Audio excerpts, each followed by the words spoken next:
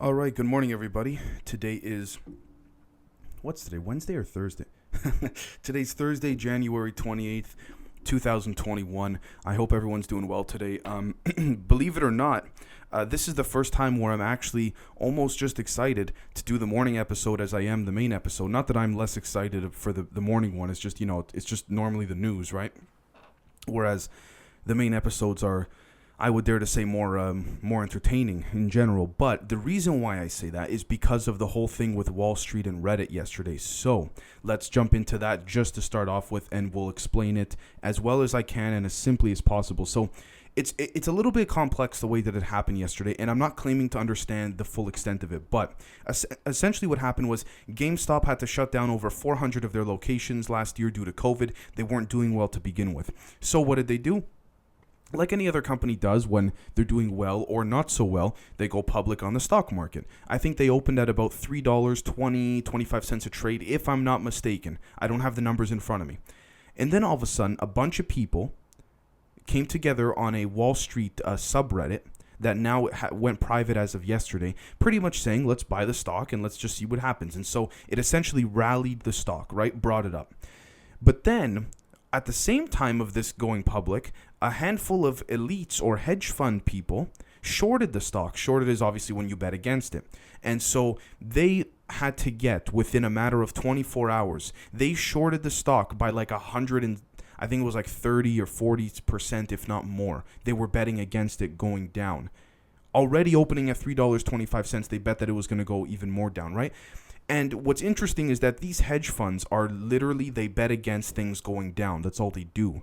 And they're literally the elites that are using the economy as a casino game or a monopoly game. That's what they do. So they got pissed off that Reddit was actually making the stock go up. And they were saying it's not fair because there's no actual law or regulation that says otherwise. What does this mean, essentially? This essentially means, and I know I'm probably leaving some parts out, but I'm just trying to get the general overview for you guys. This essentially means that $5 billion between, I think it was 3 major hedge funds, were lost. And guess where that money went? To the people. That's why I'm happy. Because it went back to the people. God forbid, you beat the freaking elites at their own game. And on top of that, a lot of Wall Street quote-unquote experts were complaining too because no one was listening to them because everyone was using the internet and a subreddit as a gauge as to whether or not they should buy or sell. What's wrong with that? Oh, because the elites don't get their cut? Or because one of the hedge funds went broke in a day? They had to get a $2.7 billion loan they had to get yesterday, and they still went broke. That was one of the hedge funds that went broke. Good. I'm so happy. And it tells you something that when both Democrats and Republicans, not necessarily the politicians, but the people that are registered Democrats and Republicans, or just regular people like you and I that hold certain views from either side, when they're both for it, this is a good thing.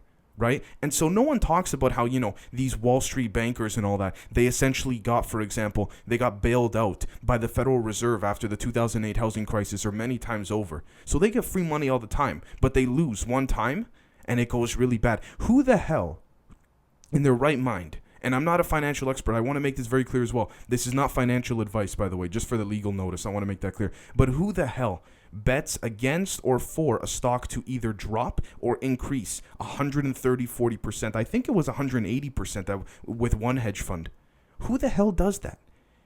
What you're doing is you're slapping the regular working people in the face by doing that. So I am so happy that happened. All right. And there, it wouldn't surprise me if new, quote unquote regulations are put in after this because of that. But fuck it. You know what I mean? Like, I'm just happy for if any of you guys invested in GameStop, I wish you the best, seriously, because I didn't really follow that whole thing till it was way too late. So I wish you guys the best and good on you guys. The next thing is that Biden did confront, allegedly, Putin on the Navalny situation and the Russian meddling. So I did mention yesterday that, why didn't he bring this up in their phone call about, reinstating or refreshing a military contract they had with Russia? My apologies. And it turns out he did.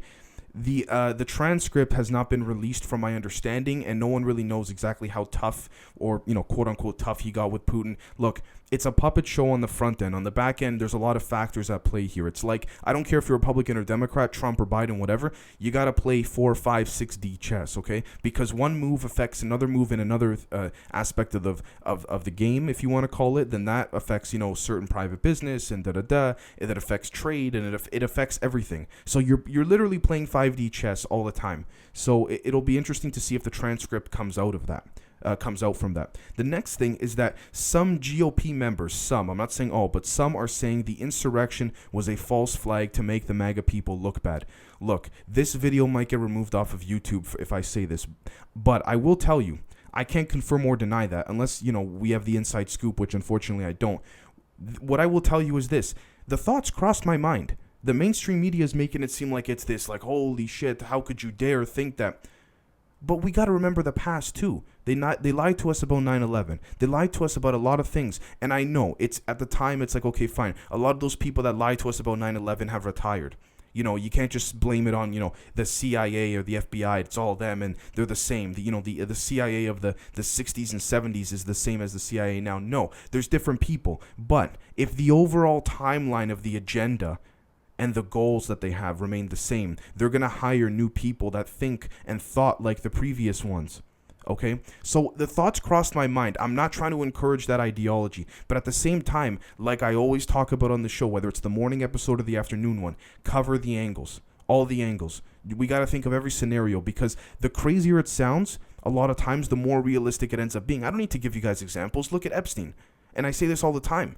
Even in the afternoon episodes, if you had said 2-3 years ago that there was a guy with a secret island where he very terribly raped and molested a woman and underage woman as well, and brought celebrities there and lawyers and royal family people, you would laugh. You'd think, my God, what kind of conspiracy fringe are you on? Guess what? It turned out to be true. And that's what I mean when I say about the false flag. I'm not saying it was. I'm saying we got to look at all the angles here. And I got to watch my words when I say that, because I am not trying to incite or encourage violence. But we have to be thinkers and reasonable, calm people and evaluate the situation as we see it.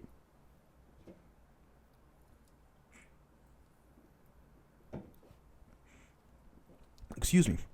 The next thing is that the head of the Washington Post, the chief editor, I believe, retired or resigned. I think both stepped down, and then he called it a day for his career. Yeah, because, I'm not trying to shit on him, but I don't know him that well, didn't research into him that much, but he ended off his career, his last 5 years, with a bang. Why? Because Trump. It gave him the headline to do it. Whether, you like Trump now or not after the Capitol riot and all that, Trump gave the media clicks, views, all that. Every single media outlet from the far left to the far right to the center, or the alleged center and all that, has dropped significantly since Trump has left, because everyone wanted to wake up every day and see what Trump had said, what type of either very motivational thing he said according to some, or a very crazy thing he said according to some. Right. The next thing is that let me see here.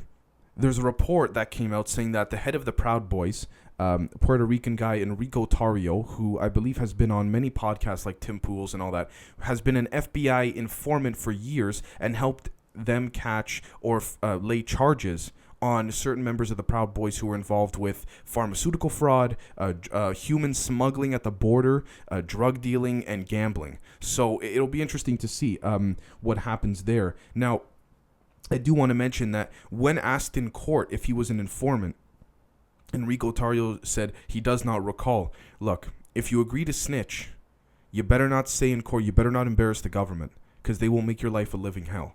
At that point, if you agree to snitch, you follow through with it. And I'm not trying to say that in a way of like, you should be a snitch or whatnot. That's a moral debate. I'm not trying to have that debate right now. But whatever you do in life, once you make that decision, you better follow through with it, especially when the government, sad but true, has the ability to put your life away in a cube, in a 4x4 cell or whatever, right?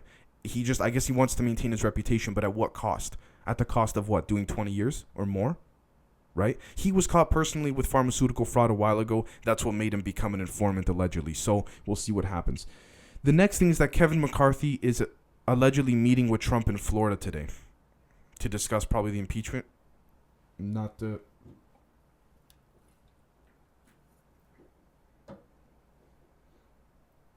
Oh, excuse me, sorry, still a little bit off from a couple days ago. I'm not sure what they're meeting about, but we'll see what happens. Now, Putin warned at the Davos Economic Forum that COVID has exacerbated populist tensions similar to pre-World War II, talking about how there's major global problems and people need to come together more, and it's kind of a weird way of saying it, but he ended off the speech with pretty much saying there will be a collapse of global civilization and humanity as a whole if we do not learn from history. He's kind of right. Next thing is that China said Taiwan's independence means war. Look, it's all talk. Screw it. Like, until something happens, I mean, it's all going to be talk and then, quiet diplomatic back channel communications, all that stuff, right? So the next thing is that now they're saying you should wear 2, 3, or 4 face masks on top of your original one to prevent from, I guess, the stronger strains of the virus. I mean, look, when you look at it from an outside perspective, you never would have thought that would happen. I mean, again, a lot of the quote-unquote fringe conspiracy theorists that people are saying are, the nuts guys. I mean, yeah, they've made a lot of predictions that ended up being wrong, but when they make a prediction that ends up being right, like they did many months ago, and I'm not trying to validate them, I'm just saying in general, when they make these predictions and they're right, like, oh, now they're going to make us or advise us to wear 3, 4 masks on top of the first one. It makes you really think, and this is why a lot of these incorrect fringe conspiracy theorists keep going on, because again, they say a bunch of stuff and all they need to do is get one thing right. Now at the same time, that's one side of it. The other side of it is that they may in fact have certain information that is repetitive and reoccurring within history that is showing up again and again, because history repeats itself. So it's interesting to see the way the world governments behave in correspondence with a lot of these philosophers or doomsday people or predictors or conspiracy people or what have you, right? The next thing is that universities are threatening to cut off students' internet unless they comply with getting a COVID vaccine. What a bunch of bullcrap, in my opinion. I mean, come on. Really? Like, really? Is it that bad? Like, as if there aren't worse problems in the world. As if these students don't already owe the universities tens, if not hundreds of thousands of dollars. Really? At this point in time, that's what you're worried about? Which brings me to my next point. Apparently, the Federal Reserve and top economists are concerned that people are using their COVID relief money to pay off things like, their mortgage, their bills, their student debt, instead of doing what these economists want, which is put the money back in the economy, like, go buy things. That's all that matters to these people. Does it stimulate the economy? Does it stimulate the economy? Oh my God, oh my God, it doesn't. Shit. How the hell are people going to get out of debt? But guess what? That's the point of the system. They don't want you in it. They don't want you to get out of it. They love when you're in it. They love it because it's just trickles of money coming in all the time. And to them, trickles is billions and billions every month or year, right? The next thing is that, let me see, Navalny's release has been denied. I think I might have mentioned that already, not sure. And then Indian farmers called off the parliament march after deadly violence. This is what I'm talking about. You have to show force with numbers, but not in a violent way. The second there's deadly violence, you back off. I like that, because it shows that you're serious about what you're trying to petition for and what you're fighting for. But at the same time, the second it gets physical and there's violence, done. I like that. Now, again, we can also play the other side of the coin here, and we can argue that, governments may in fact stage false flags, insert some soldiers dressed as protesters to start violent occurrences so that the protests stop. So then it gets less media coverage, and then people's minds are not focused on it as much. There's two sides to every story, and governments have done that. So let me know what you guys think about today's news. Not the longest episode in the world, but we will catch you tomorrow morning. Cheers.